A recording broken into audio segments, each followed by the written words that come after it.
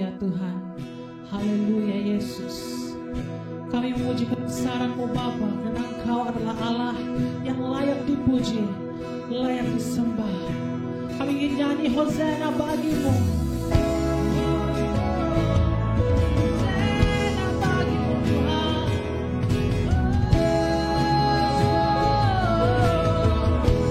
Ku nyanyi Hosana bagi nama-Mu Bapa. Yes Lord. Kami tinggikan nama-Mu Yesus. Inilah kerinduan kami. Mari kita sama-sama nyanyikan. Pujilah aku Tuhan, cobalah aku Tuhan, selidiki hatiku dan hatiku, amin. Mataku tertuju padamu, aku cinta padamu, aku cinta padamu Tuhan, aku rindu hadirat-Mu Tuhan, aku ingin selalu dekat padamu, menikmati kehadiran-Mu. Nyanyikan, ku nyanyi Hosana bagi Rajaku yang duduk di takhta. Aku muliakan dan ku agungkan, Kau layak disembah.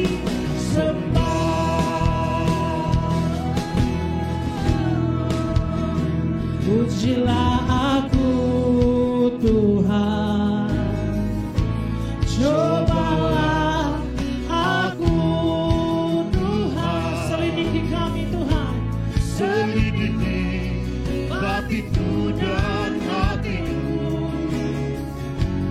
mataku tertuju padamu, aku cinta padamu Tuhan, aku cinta padamu.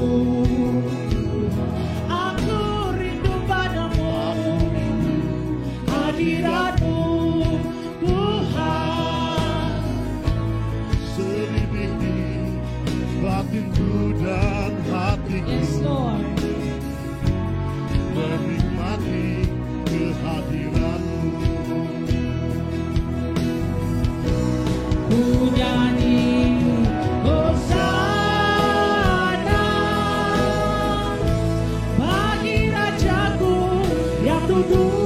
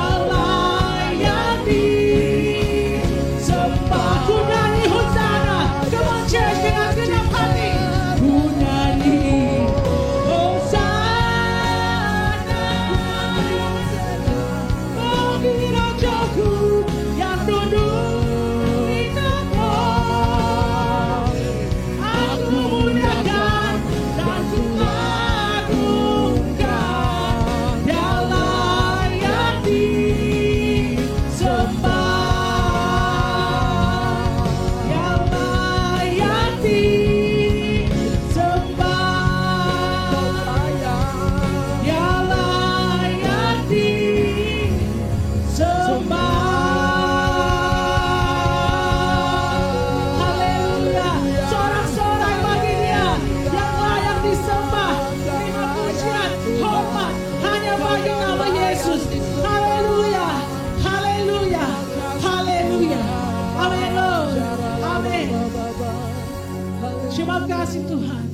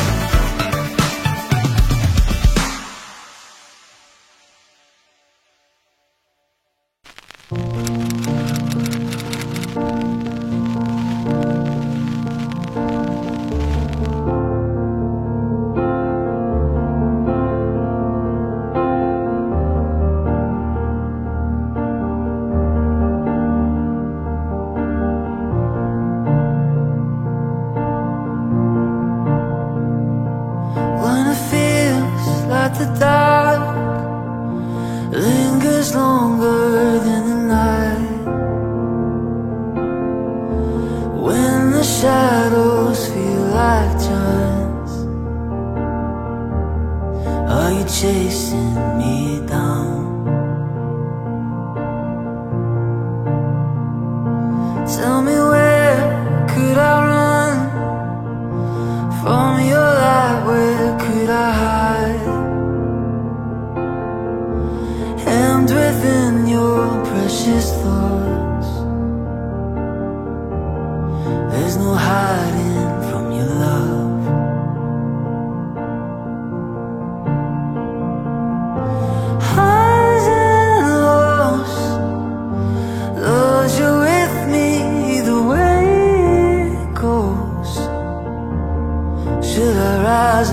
should I fall?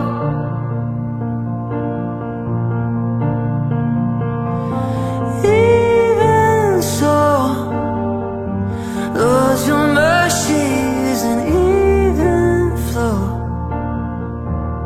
You're too good to let me go.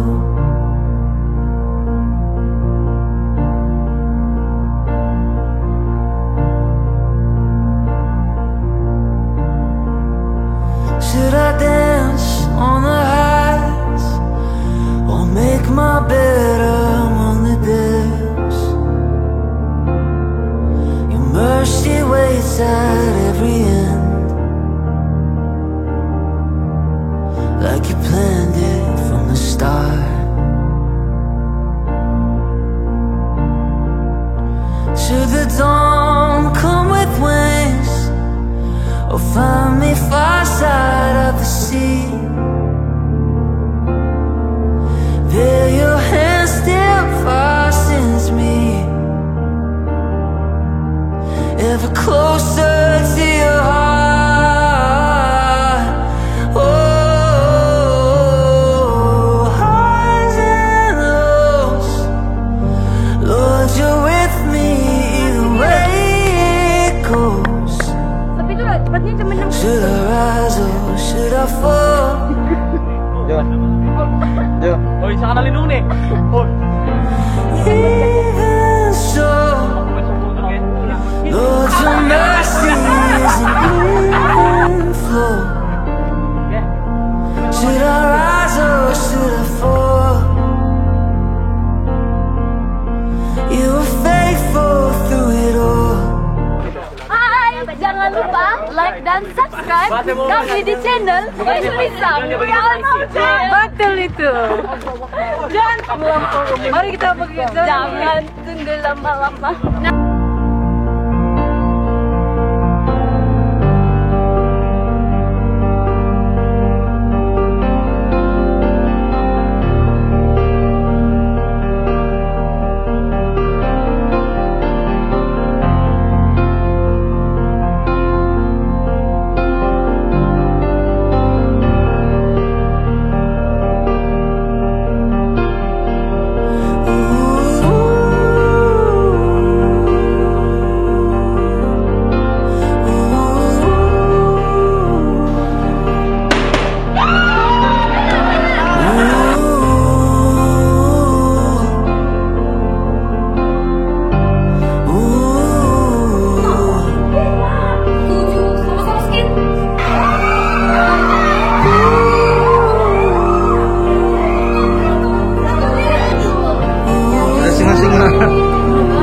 singa-singa.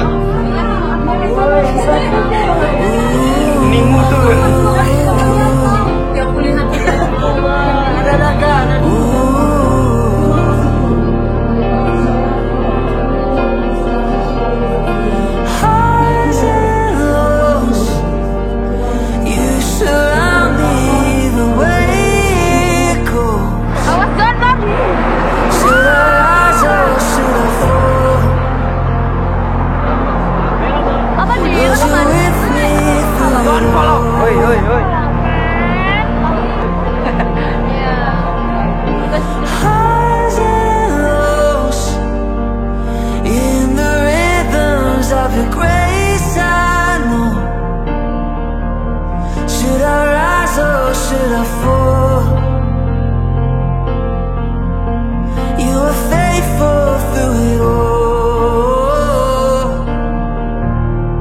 Too good to let me go.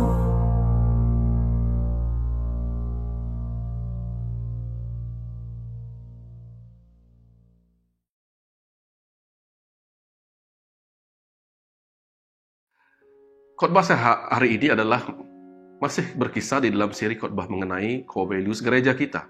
Nah, kita punya 5 core values yang utama, itu engage, empower, equip, excel, dan example. Nah, core value adalah DNA yang menentukan siapa kita.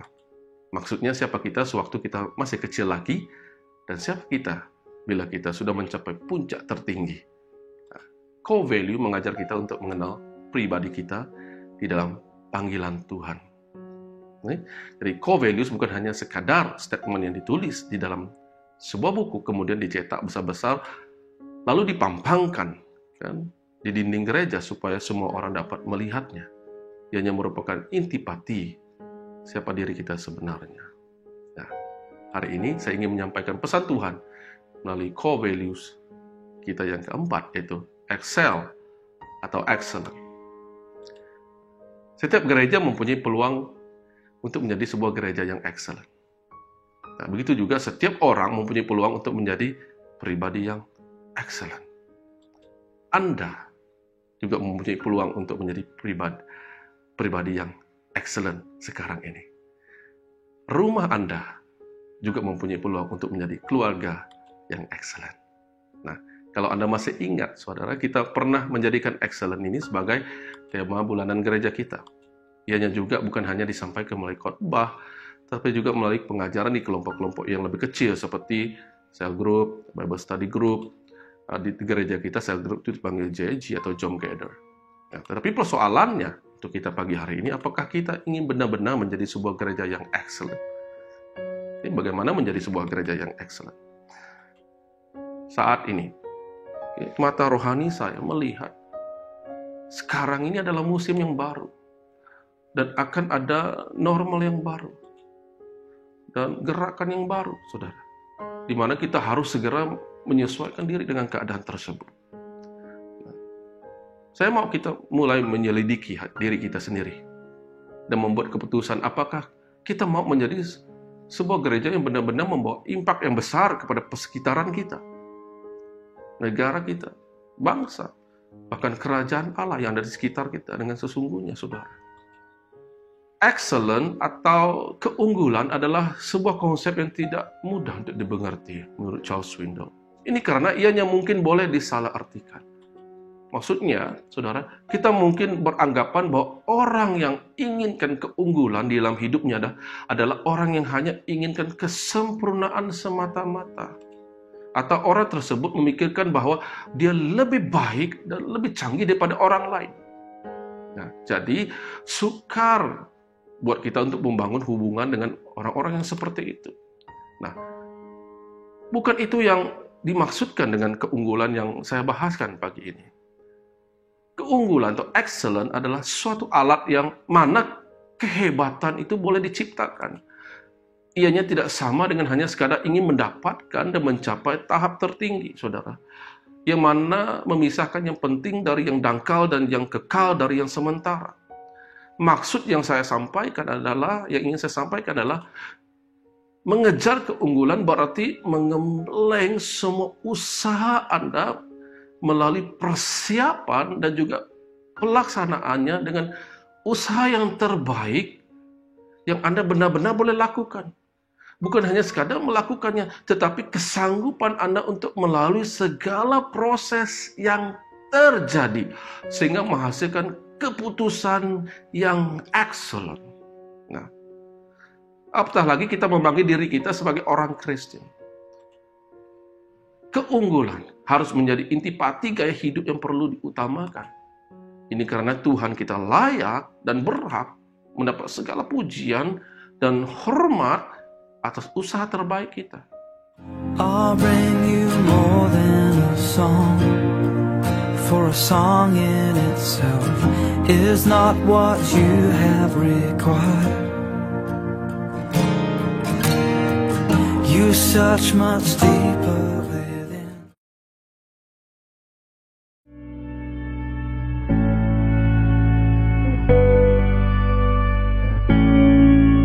Baliklah, saya. Saya overly insecure. I really feel something.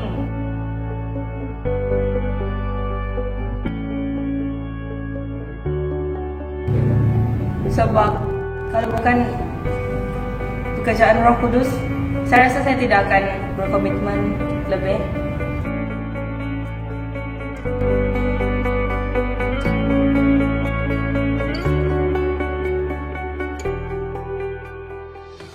Hai, nama saya Mei. Saya dari Sarawak. Saya berumur 20 tahun. Saya berbangsa Bidayo. Januari 2017 saya digerakkan untuk join Limitless Camp. Limitless Camp 1 di BWCC KL. Time itu memang face-nya diorang buat ketawa-ketawa macam family. Saya join dan camp itu juga yang buat saya lebih berkomitmen, mau lebih tahu banyak lagi pasal Tuhan. Dan dari camp itu juga saya banyak belajar pasal Tuhan. Saya rasa hadirat Tuhan itu sendiri. Macam before this, bukan yang saya personally ada relationship itu dengan Tuhan. Before ni, saya tidak pandai mengatasi masalah saya tidak dapat mengatasi emosi saya. Saya terlalu berpegang dengan saya punya feeling tu. Saya memang keep everything to myself, and then akan sampai tahap dia kalau saya betul-betul ni, then burst lah. Saya ada banyak kawan, tapi yang saya mau trust tu memang sangat-sangat susah. Sudahlah, tidak ada kawan mau bercerita. Tuhan pun tidak ada. Saya di BWCC KL ni, baru saya terbuka, saya tengok lebih bagus hidup berkomuniti. Sebab saya rasa macam kalau saya share saya punya problem, macam saya ada orang untuk saya share problem saya. Tidak dapat bayangkan macam mana hidup saya kalau tidak ada kawan-kawan BWCC lain yang help my spiritual life. Selepas saya kenal Tuhan, saya sudah belajar banyak sangat benda. Contoh, kalau ada masalah, saya baca firman Tuhan. Dan dari firman Tuhan itu saya dapat tenangkan diri saya, luangkan lebih banyak masa dengan Tuhan. Carilah dulu kerajaan Allah dan kebenarannya, maka semuanya akan ditambahkan kepadamu.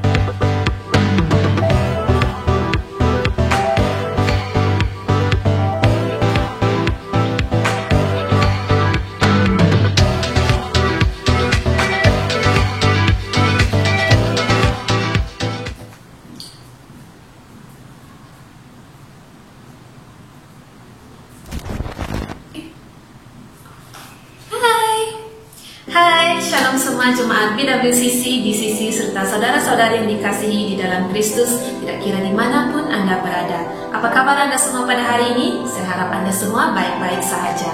Jadi pada pagi ini saya ingin mengalu-alukan kedatangan saudara-saudari yang baru saja menyertai kami. Kami sangat teruja untuk bersama-sama dengan Anda sepanjang kebaktian ini.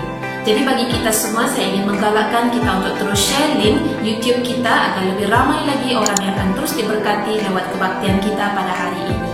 Jadi sebelum kita bermula, ada beberapa perkara yang kita harus lakukan bersama-sama. Saksikan.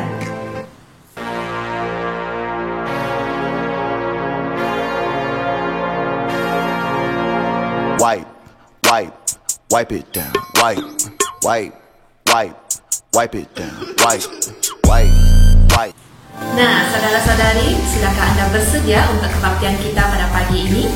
Jika ya, mari kita tundukkan kepala dan kita akan berdoa bersama-sama. Tuhan, Allah Bapa kami di syurga, kami mengucap syukur Tuhan karena Engkau Allah Bapa yang telah menjaga kami sepanjang tidur kami. Engkau juga memberikan kami hari yang baru pada pagi ini Tuhan, untuk terus bersama-sama di dalam kebaktian online kami Tuhan. Walaupun kami hanya menjalankan kebaktian kami secara online Tuhan, tetapi kami yakin dan percaya bahwa Engkau hadir dan Engkau bersama-sama dengan kami pada saat ini. Tuhan, kami juga ingin berdoa agar Engkau mempersiapkan hati kami secara pribadi Tuhan. Engkau buka mata rohani kami, Engkau buka minda kami Tuhan, agar kami menerima message daripada firman Engkau yang akan disampaikan oleh Gembala Engkau nanti ya Bapa. Terima kasih Bapa karena Engkau juga telah memberikan kami kesempatan Tuhan untuk terus memuji dan menyembah Engkau juga Tuhan pada hari ini. Biarlah kiranya Tuhan nama-Mu terus ditinggikan dan dimuliakan. Kami siap Tuhan untuk mendengar firman Engkau. Kami siap Tuhan untuk memuji dan menyembah Engkau. Dan di dalam nama Bapa, Anak dan Roh Kudus kami telah berdoa. Amin.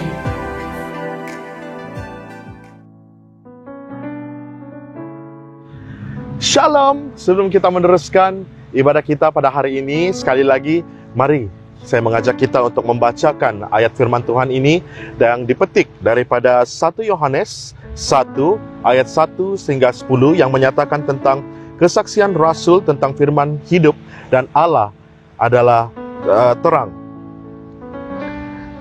Apa yang telah ada sejak semula, yang telah kami dengar, yang telah kami lihat dengan mata kami, yang telah kami saksikan dan yang telah kami raba dengan tangan kami tentang firman hidup, itulah yang kami tuliskan kepada kamu.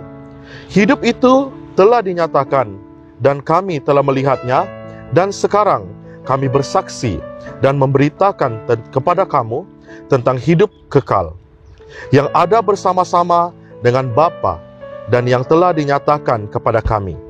Apa yang telah kami lihat dan yang telah kami dengar itu kami beritakan kepada kamu juga, supaya kamu pun beroleh persekutuan dengan kami. Dan persekutuan kami adalah persekutuan dengan Bapa dan dengan anaknya Yesus Kristus. Dan semuanya ini kami tuliskan kepada kamu, supaya sukacita kami menjadi sempurna. Dan inilah berita yang telah kami dengar dari Dia, dan yang kami sampaikan kepada kamu. Allah adalah terang, dan di dalam Dia sama sekali tidak ada kegelapan. Jika kita katakan bahwa kita beroleh persekutuan dengan Dia, namun kita hidup di dalam kegelapan, kita berdusta dan kita tidak melakukan kebenaran. Tetapi jika kita hidup di dalam terang, maka kita beroleh persekutuan seorang dengan yang lain, dan darah Yesus anaknya itu menyucikan kita daripada segala dosa. Jika kita berkata bahwa kita tidak berdosa, maka kita menipu diri kita sendiri dan kebenaran tidak ada di dalam kita. Jika kita mengaku dosa kita, maka Ia adalah setia dan adil, sehingga Ia akan mengampuni segala dosa kita dan menyucikan di kita dari segala kejahatan.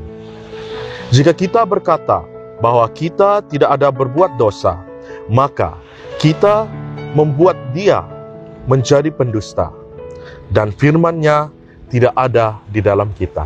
Demikianlah firman Tuhan. Selamat beribadah.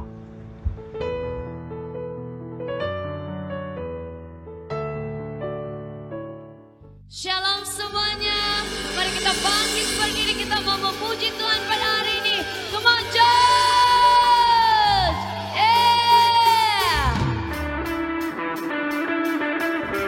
Mari kita bertepuk tangan bagi Allah kita. Come on.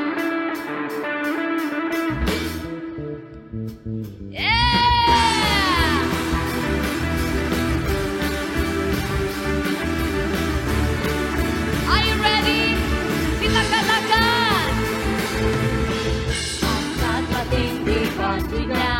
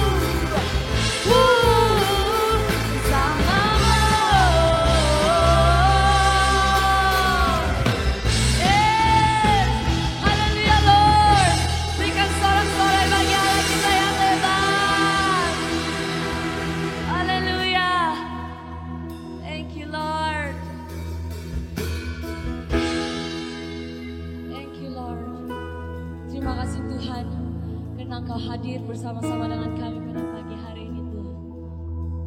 We want to give our honest heart to you God, karena Engkau layak Tuhan.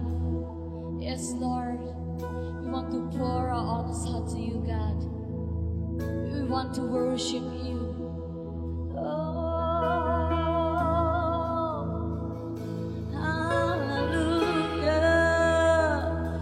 Church, let's just worship Him.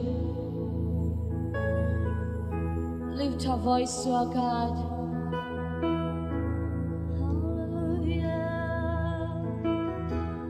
Jesus.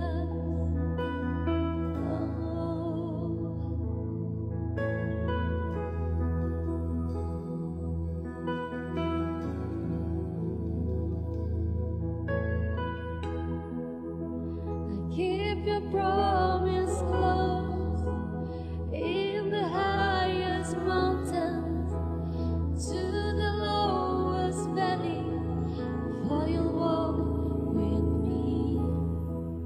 Every season in my life, I long for your presence, living by your word that light my path.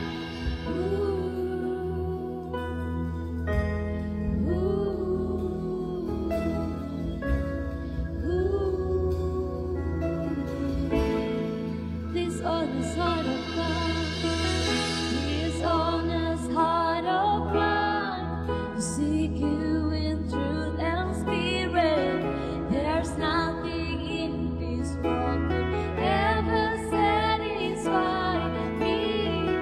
I'll sing in every storm, I'll sing in every trial. Oh God, you're faithful, you're with me till the end of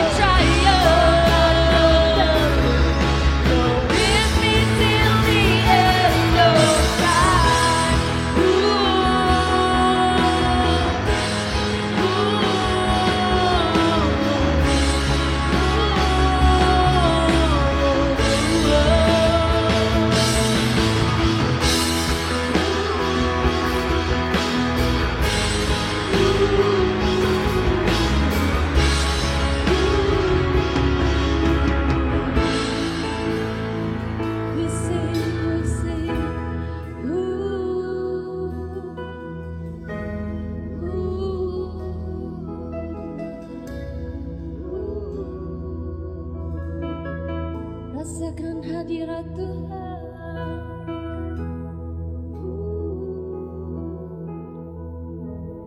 Biar Tuhan menjamah setiap hati kita pada saat ini. Yes Lord, bekerjalah Roh Kudus. We want more of you. We want more of you, God.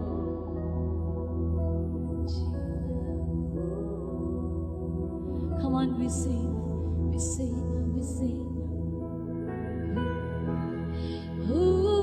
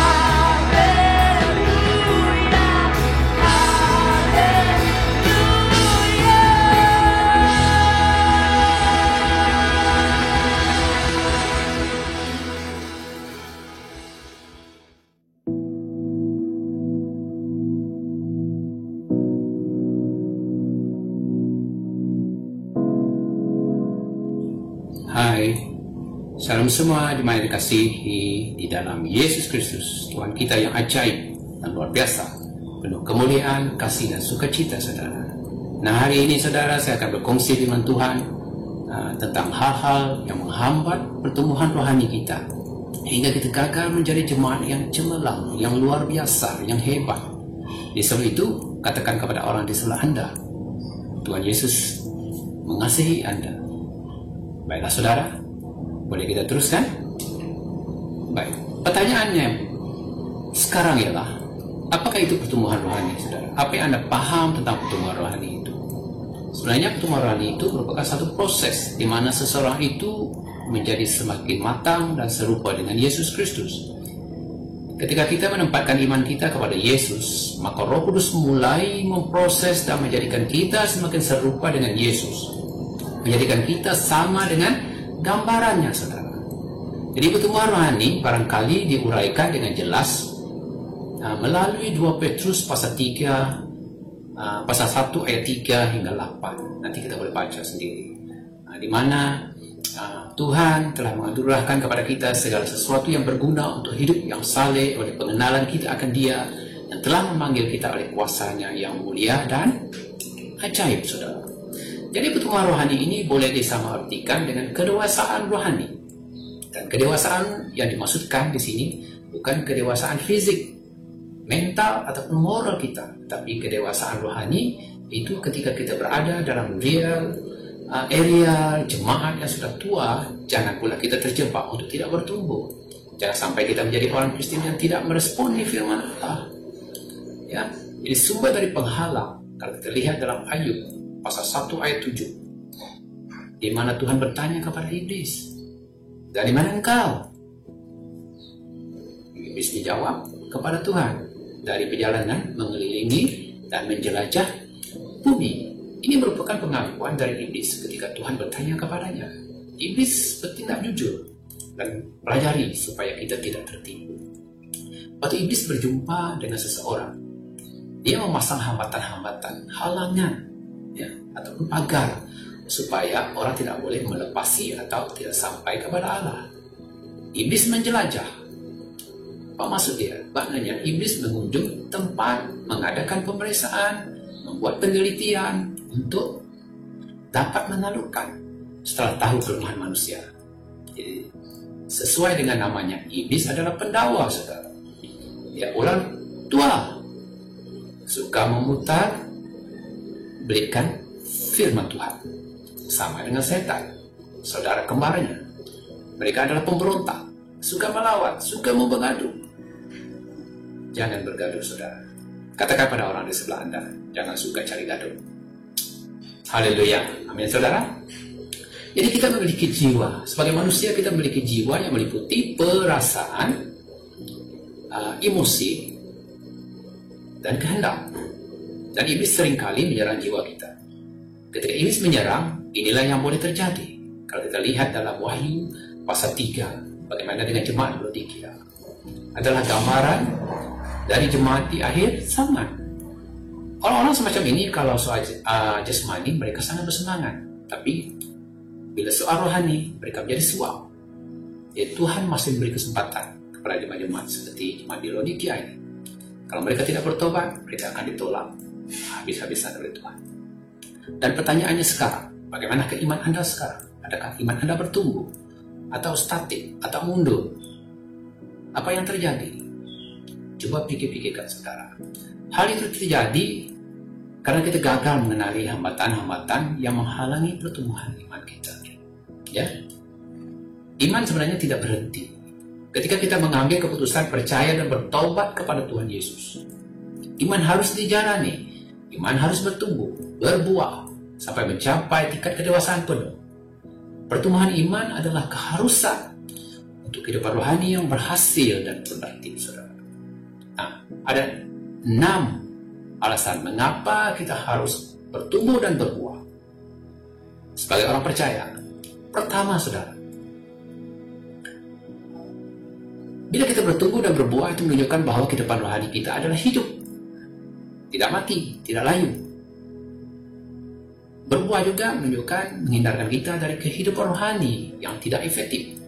Bila kita bertumbuh dan berbuah, itu juga menghindarkan kita dari bahaya yang disesatkan dan juga daripada kemurtadan.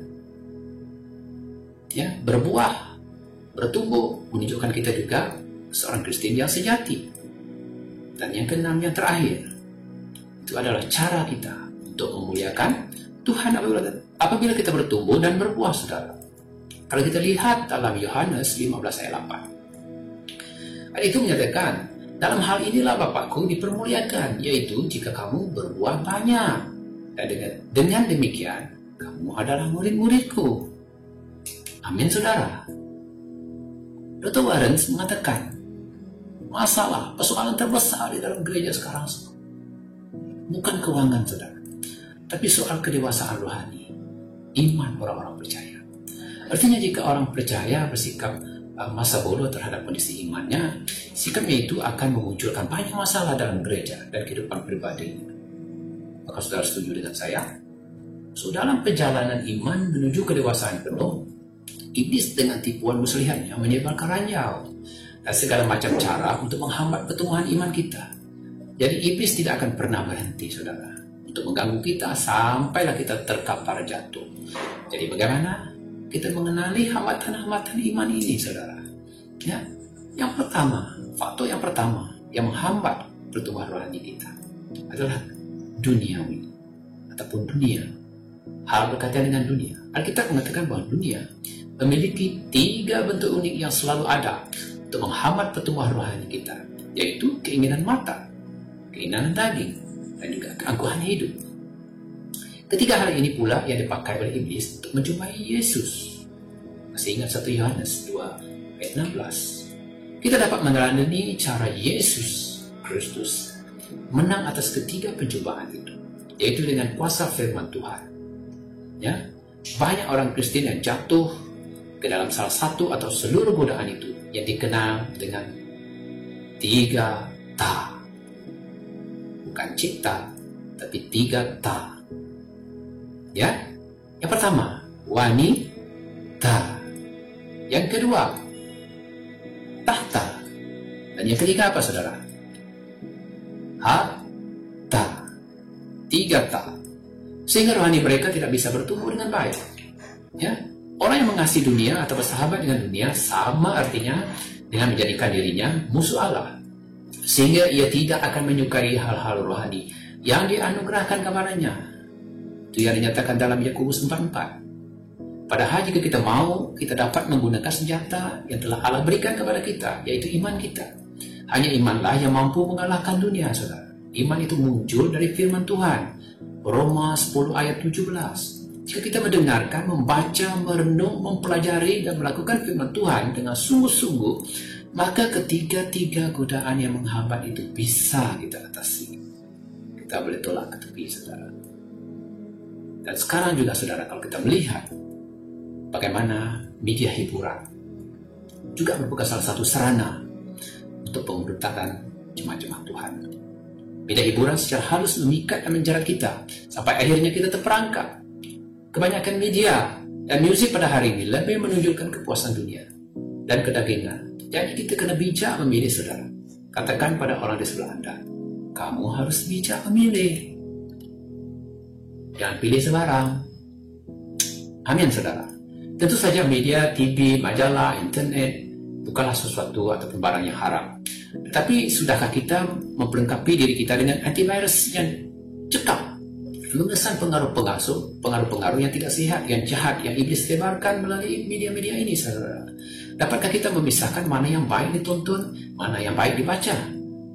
Dan sentiasa berhati-hati, saudara. Waspada, dosa terjadi bukan hanya karena ada niat berlakunya, tetapi juga karena ada kesempatan. Jika television itu membuat Anda jauh daripada Tuhan, sebaiknya Anda menghindarinya. Dan sekarang dunia sangatlah agresif, posesif, dan menarik sekali.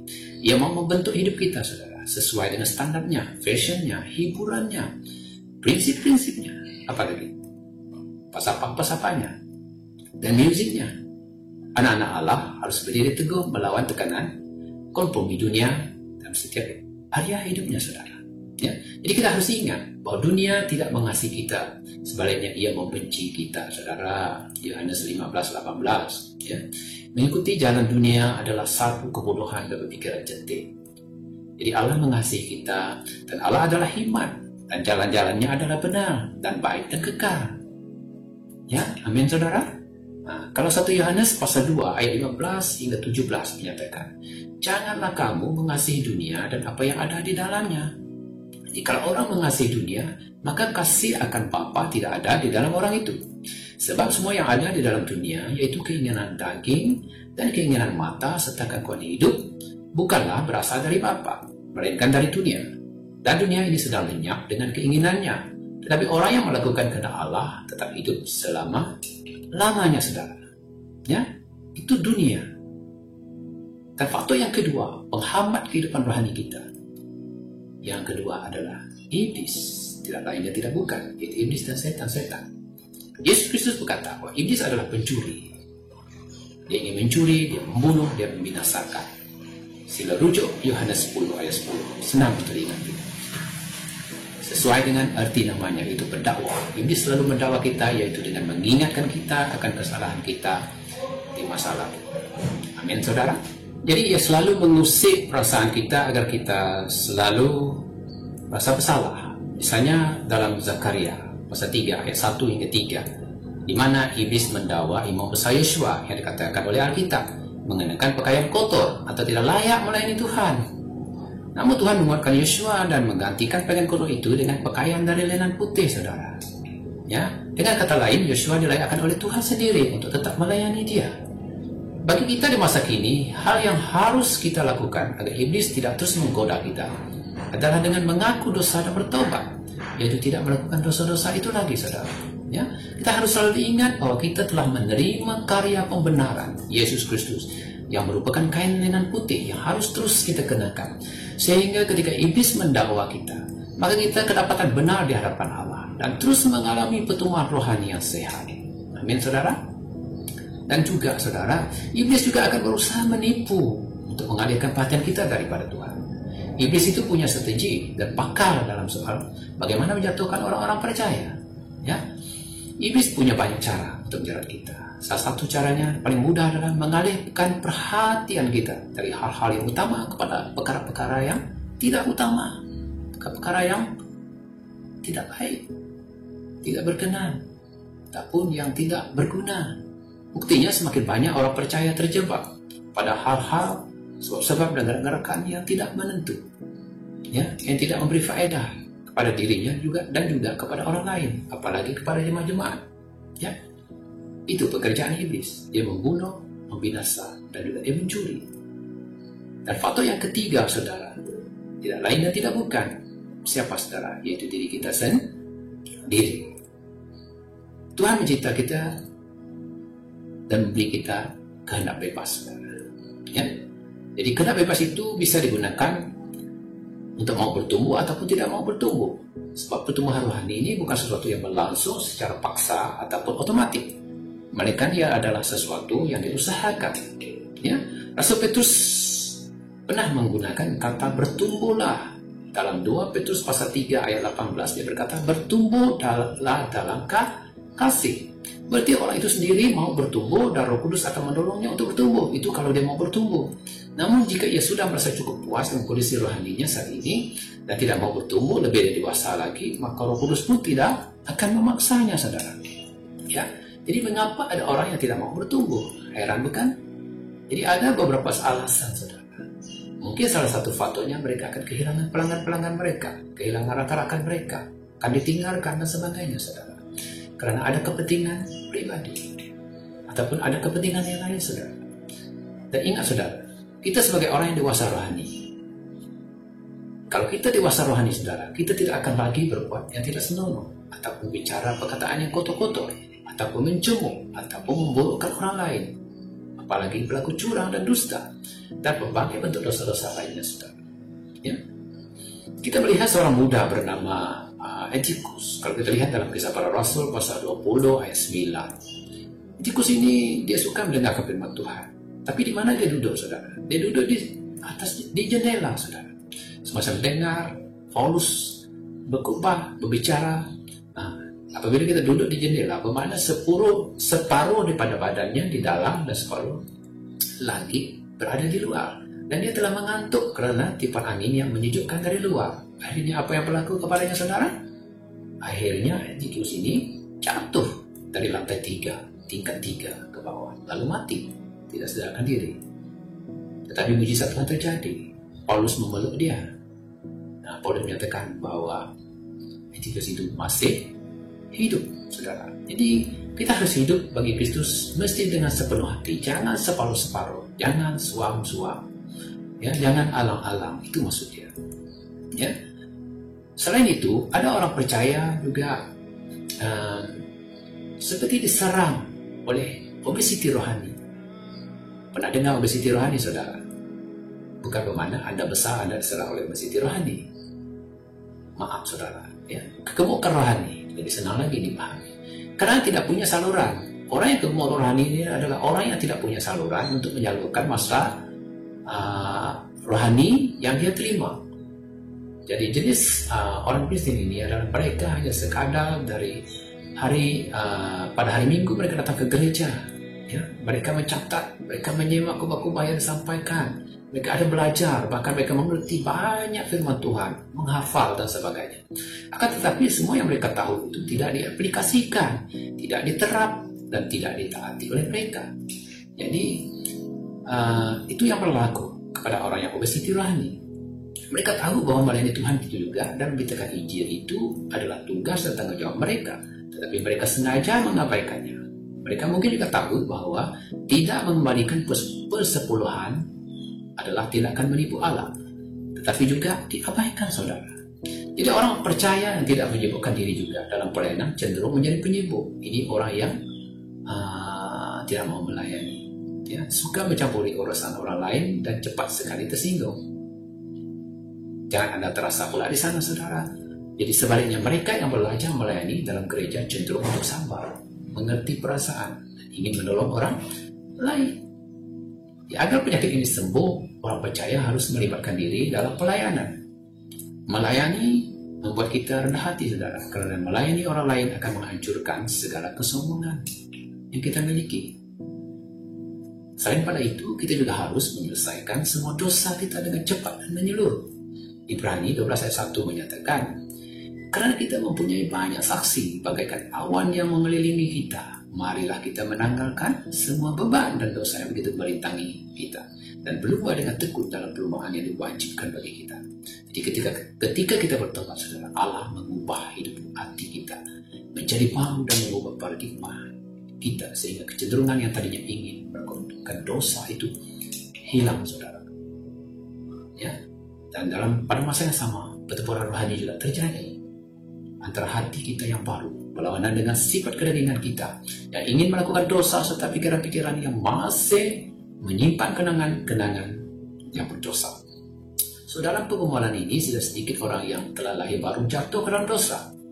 Tuhan sangat tahu akan hal ini. Itulah sebabnya Tuhan terus memperingatkan kita agar kita sentiasa berhati-hati dan selalu berwaspada pada keinginan daging dan pikiran-pikiran yang negatif.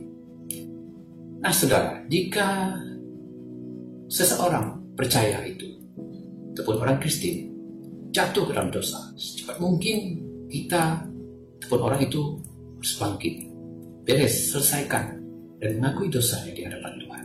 Jadi tidak akan cepat demikian menghalangi kita melakukan dosa-dosa yang lebih teruk dan yang lebih buruk lagi, saudara. Akibat-akibat yang terjadi jika kita membiarkan dosa tinggal dalam hidup kita, ia akan mendatangkan hukuman kepada kita. Roma pasal 5 ayat 12 menyatakan, dosa mendatangkan hukuman. Mazmur 51 ayat 10 menyatakan, ia akan menghapuskan sukacita dalam hidup orang percaya dan merosakkan hubungan kita dengan Allah. Ya. Dosa juga menyebabkan kehilangan tuntunan Roh Kudus. Dosa dapat membuat Allah tidak mendengarkan doa-doa kita. Masih ingat Yesaya 59 ayat 1 hingga 2. Doa membawa celah juga bagi Kristus, Tuhan kita, dan juga kepada Alkitab dan juga orang-orang Kristen yang lain, saudara. Jadi ini sangat bahaya. Ya, jadi orang-orang Kristen yang membiarkan kekecewaan dan masalah atau terjadi membuat mereka pahit hati, bukan membuat mereka lebih baik. Ya, kepahitan hati. Ya, dan ini kita boleh rujuk dalam Ibrani 12 ayat 15. Menjadi Kristen bukanlah akhir dari persoalan. Bahkan menjadi Kristen adalah babak baru dari kehidupan yang ini. Ada sukacita, ada duka cita, ada tangisan, dan ada pula tawanya, saudara. Yang ketiga, yang keempat adalah pengajaran sesat. Waktu yang keempat, yang tidak kalah pentingnya untuk dicermati adalah semakin hebatnya pengajaran sesat di akhir zaman ini, saudara. Jadi yang dimasukkan dengan sesat di sini bukan saja pengajaran yang jelas bertentangan dengan firman Tuhan atau ajaran palsu. Lebih sekarang banyak gereja-gereja, saudara, yang sesat. Kita kena berhati-hati. Banyak nabi palsu. Ya. Jadi bila-bila tersebut jelas harus kita tolak karena akan membuat kita jauh dari kebenaran firman Tuhan. Namun di samping itu ada pengajaran juga yang memberitakan firman Tuhan tapi tidak sepenuhnya, saudara. Artinya pengajaran yang macam itu menekankan berkat-berkat jasmani saja. Itu yang kita kenali sebagai dalam istilah Injilnya adalah prosperity gospel ataupun Injil kemakmuran. Padahal Tuhan Yesus berkata bahwa orang yang mengikuti dia harus menyangkal diri, memikul salib dan mengikut dia. Matius 16:24. Tidak ada kemuliaan tanpa salib, saudara. Sebab di sebalik salib barulah ada kemuliaan. Ya. So ada orang Kristen yang tidak mau tahu apakah pengajaran yang diterimanya benar atau salah. Ia beranggapan bahwa itu adalah urusan para teolog ataupun hamba Tuhan, asalkan sesuai dengan dirinya dan masuk di akalnya, maka ia akan menerimanya begitu saja. Jadi kelemahan jemaat kadang-kadang dimanfaatkan oleh penyesat-penyesat ini sehingga menguntungkan mereka, saudara.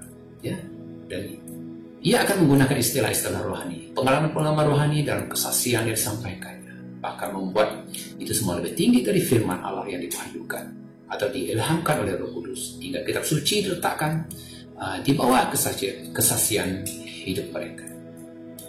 Padahal kita harus menempatkan kitab sebagai standar utama sekaligus menjadi hakim atas berbagai pengajaran yang beredar yang ada di sekitar kita, saudara. Jadi berkonsultasilah dengan hamba Tuhan yang setia kepada pengajaran firman Tuhan. Ketika jemaat mendengar adanya pengajaran yang meragukan, ya. Jadi saya ada satu cerita, saudara. Ya. Cerita Perang Dunia Pertama sudah lama, 100 tahun yang lalu. Perangan Dunia Pertama melibatkan negara Belanda, Jerman, Inggris, yaitu di benua Eropa. Nah, pada masa itu sebenarnya Belanda terkenal dengan sebuah negara yang hebat dengan teknologinya. Ya. Diringkaskan cerita, suatu hari dalam peperangan ada 3 buah kapal Belanda lengkap dengan senjatanya serba canggih, ya, melayang di Selat Inggris karena mereka akan berperang menentang mana-mana kapal Jerman yang ada di sana. Tetapi pada hari itu mereka telah diserang tanpa dan mampu melihat siapa musuh mereka, di mana musuh mereka. Ya, mereka telah diserang dan ketiga-tiga kapal yang dikatakan hebat ini tenggelam. Dan banyak anak kapalnya mati kelemasan, saudara. Ya. Jadi apabila ini berlaku, saudara, mereka heran. Yang hidup tuh heran. Di mana musuh mereka? Nak tembak pun tidak nampak. Ya. Tapi sebenarnya peristiwa ini diketahui oleh pihak Inggris. Dia sadar bahwa sebenarnya Jerman ini dia memiliki kapal selam yang tidak diketahui oleh Jerman. Jadi ketiga-tiga kapal itu tadi telah diserang oleh Jerman tadi, saudara, sehingga menyebabkan ketiga kapal itu tenggelam.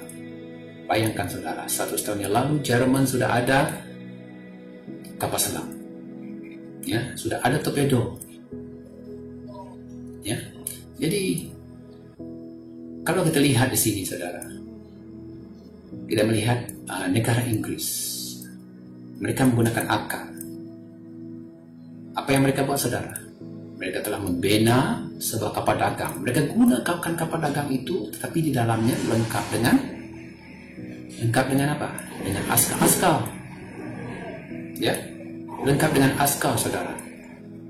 Dan juga dengan senjata-senjata berat. Ya, itu yang terjadi. Ya, jadi seperti yang kita tahu, orang Inggris ini musuh mereka juga adalah negara Jerman. Ya.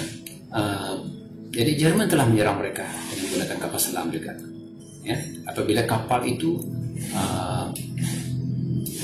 melintasi ataupun berdekatan dengan kapal dagang ini tadi, saudara, kapal selam ini telah menyerang kapal dagang ini, dan kapal dagang ini akhirnya tenggelam dan banyak anak kapalnya terjun daripada kapal tersebut.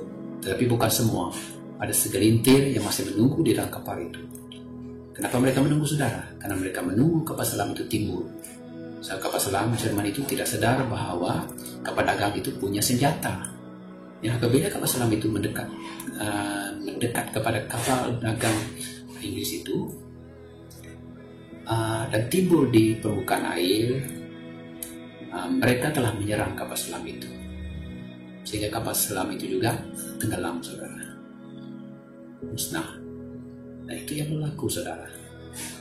Perangan yang terjadi, ya, antara kapal dagang Inggris dengan kapal selam yang hebat. Jadi orang Inggris ini menggunakan akal. Dia tidak menggunakan kesombongan ataupun kelebihan teknologinya untuk menenggelamkan kapal selam Jerman ini, saudara. Jadi akhirnya kapal selam itu berjaya dimusnahkan. Begitu juga dengan kapal dagang Inggris tadi, saudara. Kedua-duanya tenggelam. Jadi apa pengajaran yang kita dapat daripada peristiwa ini, saudara? Nah, kalau kita melihat kepada kehidupan rohani kita seperti sudah selesai dengan apa yang kita ada, sehingga kita mengabaikan bahaya, yaitu serangan iblis yang kita tidak nampak, ya. Tanpa kita sadari, sebenarnya serangan iblis membuat kita jatuh ke dalam dosa atau menjadikan kita menjauh daripada Tuhan, dan akhirnya kita lemas dan mati. secara rohani. Dan iblis menang ke atas kita. Ingat saudara, iblis itu sangat licik. Dia sangat arif dengan setiap kelemahan kita. Mana tidaknya, sebab iblis itu umurnya entah berapa ribuan tahun. Kita tidak tahu bila iblis ini sudah wujud. Dan dia sudah pun menyerang manusia sejak zaman Adam lagi. Ya, itu yang berlaku, saudara. Jadi kita harus sentiasa waspada. Jadi untuk itu menang melawan musuh, kita harus melengkapi diri kita dengan senjata rohani dalam Efesus 6, saudara. Dan dalam masa yang sama kita juga perlu belajar memahami titik serangan iblis supaya kita tidak menjadi mangsa seperti 3 buah kapal Belanda tadi. Ya saudara. Jadi kita harus ingat dalam 1 Petrus 5 ayat 8, firman Tuhan menyatakan, sedalah dan berjaga-jagalah lawan musuh iblis berjalan keliling pinggang seperti singa mengaum-ngaum. Sentiasa berjalan mengelilingi kita, bermakna ramai, banyak mereka. Dan ingatlah akan 4 hal tadi yang boleh menghambat pertumbuhan rohani kita, saudara. Kita hingga gagal menjadikan kita sebagai jemaat Tuhan yang hebat, yang cemerlang, yang luar biasa. Amin, saudara. Setakat ini saja perkongsian kita pada kali ini. Semoga Anda semua diberkati. Ya, baiklah. Nampaknya kita sudah sampai ke penghujung perkongsian kita pada hari ini, saudara. Semoga kita semua diberkati dengan perkongsian firman Tuhan sebentar tadi. Sekian. Tuhan memberkati Anda semua. Haleluya.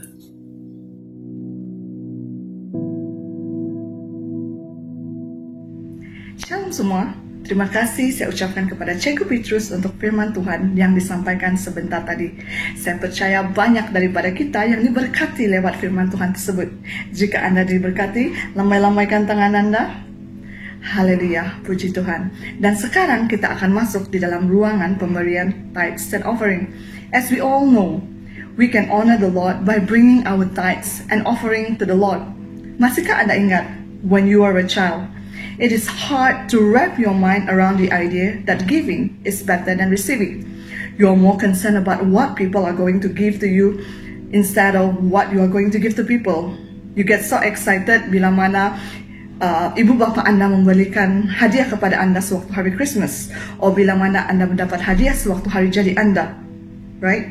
But as you get older, and for some of you, you become a parent yourself, and for some of you, maybe you start to earn your own money, and for students, maybe you start to manage your own finances. You discover something. You discover the joy of giving, and you actually find more pleasure in giving a gift than in receiving one. It's so satisfying to be able to see someone's face, someone's expression when you give something to them, even though it's so simple. Sebab itulah Tuhan juga mengajar kita why we have to give. Jesus gives us another reason kenapa kita sebagai orang percaya harus memberi, seperti mana yang terdapat di dalam Matius pasal 6 ayat 19 hingga 21. Dikatakan begini, janganlah kamu mengumpulkan harta di bumi ngengat dan karat merusakkannya dan pencuri membongkar serta mencurinya. Tetapi kumpulkanlah bagimu harta di syurga.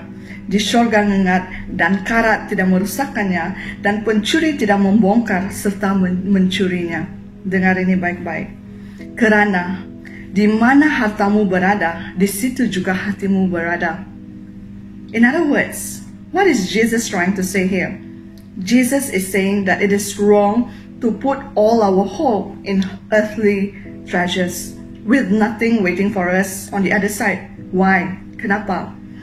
Because these earthly treasures will not last. Saya mau memberikan satu ilustrasi ini. I believe that many of you have played this game called Monopoly before.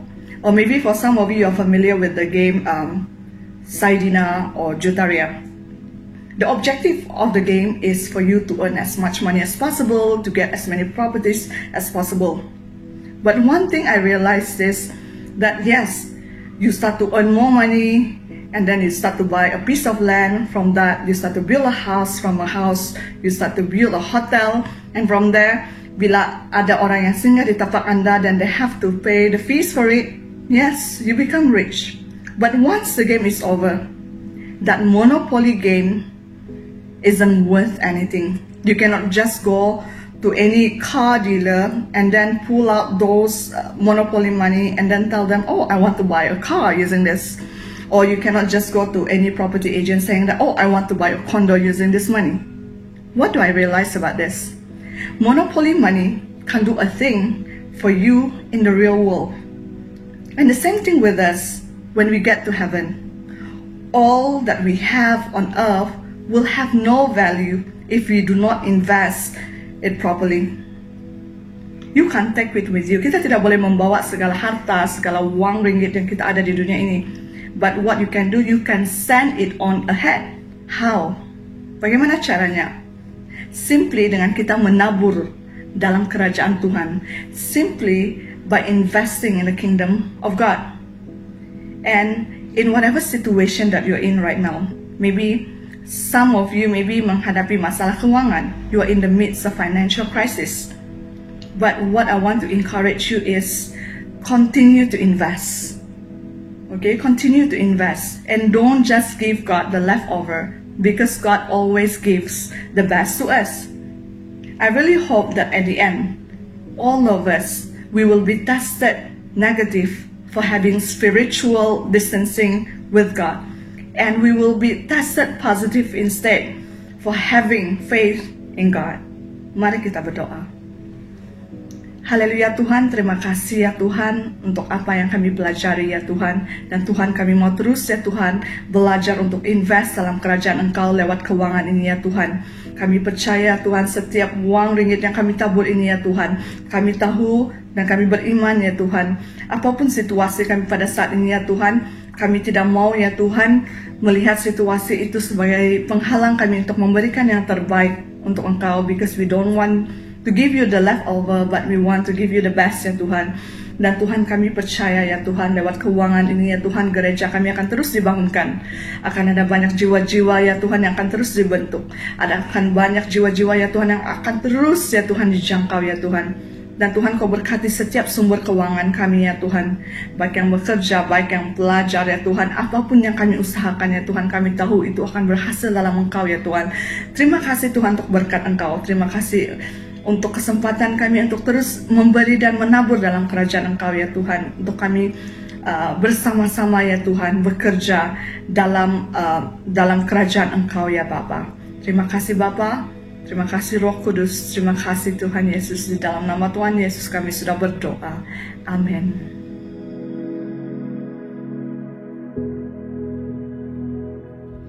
Shalom semua, pada minggu ini kita sangat mengucap syukur dan kita bersuka cita kerana kita menerima beberapa winning report untuk perkara doa yang telah kita doakan. Winning report kita yang pertama pada hari ini adalah mengenai saudari Jacqueline yang telah meminta support doa daripada kita untuk dia dan tim mereka yang telah menjalani tes COVID-19 telah disahkan bebas daripada jangkitan COVID-19.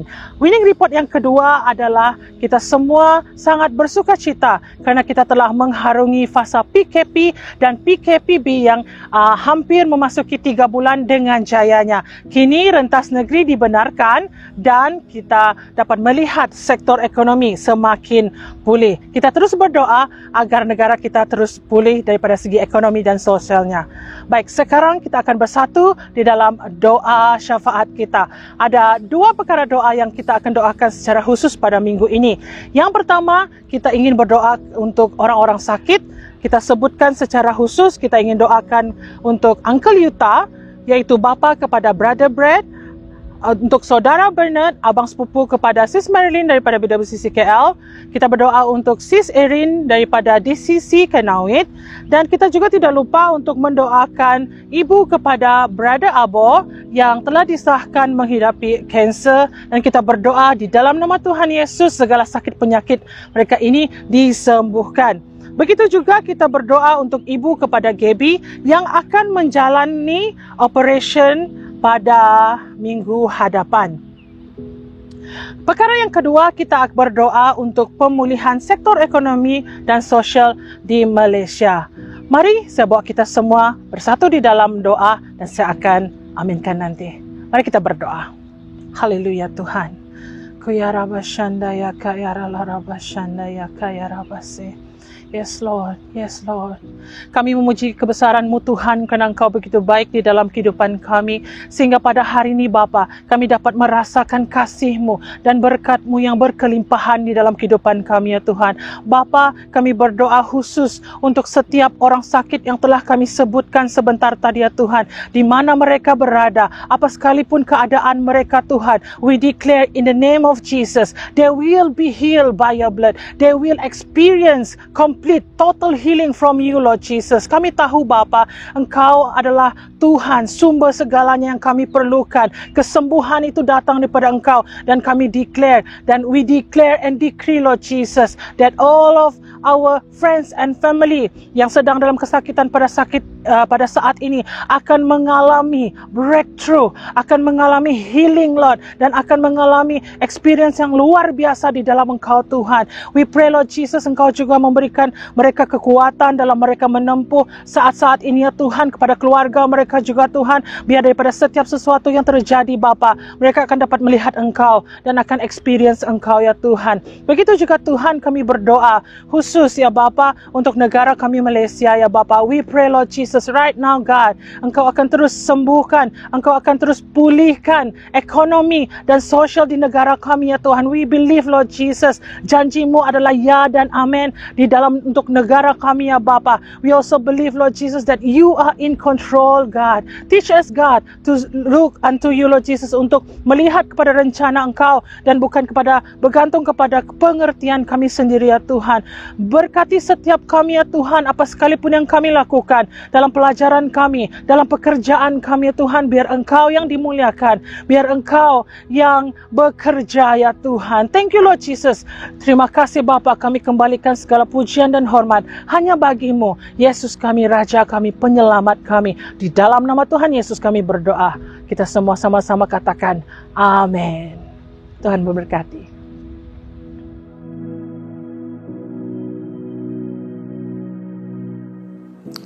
Shalom semua. Saya percaya kita semua telah diberkati dengan ibadah kita sebentar tadi. Terima kasih atas firman yang telah disampaikan oleh Cikgu Petrus, dan terima kasih juga kepada semua barisan pelayan yang telah melayani kita pada hari ini.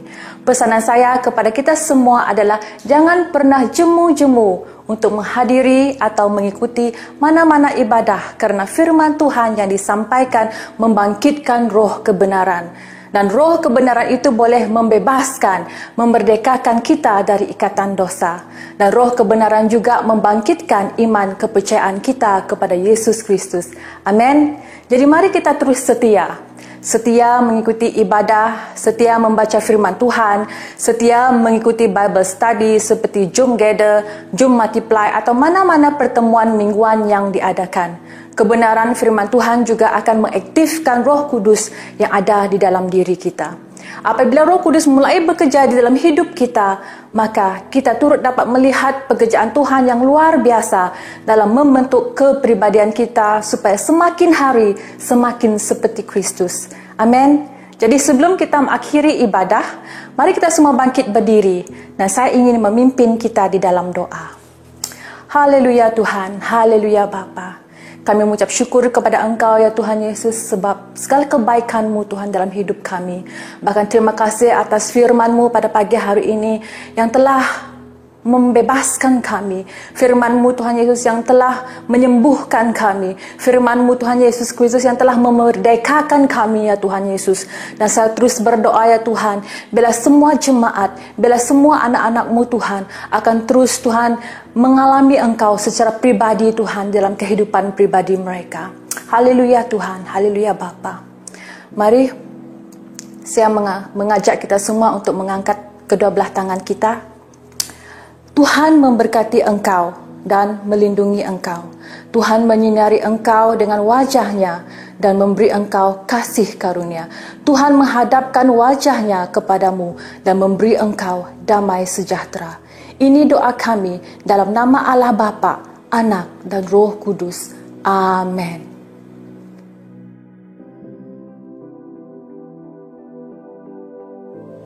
Hai semua. semua, kita jumpa lagi. Demikianlah firman Tuhan yang telah dikongsikan oleh Cikgu Petrus sebentar tadi. Jika Anda merasa diberkati, jangan lupa untuk klik like dan juga meriahkan lagi ruangan komen di bawah. Jadi sebelum kita berpisah pada pagi ini, saya ingin berkongsi beberapa perkara dengan Anda semua. Untuk tithes dan offering, Anda boleh salurkan secara online ke akaun bank gereja seperti yang tertera di skrin Anda pada saat ini. Selain daripada itu, kita juga ada Jom Pray Together yang diadakan pada setiap hari Rabu pada pukul 8 malam, di mana kita akan berdoa bersama-sama. Anda boleh mengisi prayer request form yang telah disediakan untuk bahan doa Anda secara pribadi. Selain daripada itu, kita juga ada Jom Gather ataupun JG secara online dan Jom Multiply, di mana kita akan belajar tentang firman Tuhan bersama-sama. Anda boleh hubungi leaders cabang gereja BWCC di sisi yang berdekatan dengan Anda untuk mendapatkan maklumat lanjut. Untuk pengetahuan Anda semua juga, Women Fellowship BWCC di sisi akan mengadakan sebuah conference yang bertajuk I Am Strong Inside Out pada 27 Jun, hari Sabtu pada pukul 8 malam. Saya ingin menggalakkan semua wanita di luar sana tanpa mengira latar belakang Anda untuk menyertai conference ini. Jadi sehingga kita berjumpa lagi pada minggu hadapan di hari dan waktu yang sama. Stay home, stay safe and stay alive. Bye! Hello friends and family. Terima kasih kerana sudah menonton saluran YouTube channel BWCC. Yeay! Saya percaya anda semua sudah diberkati. Jadi jangan segan-sila untuk share kepada teman-teman dan keluarga anda. Oh ya, sebelum itu jangan lupa klik butang like dan subscribe YouTube channel BWCC. Dan jika anda ingin mendapatkan notifikasi daripada kami setiap kali kami stream live ataupun memuat naik konten baru, anda boleh klik butang ting-ting loncengnya, alright? Jadi enjoy and God bless. Bye bye.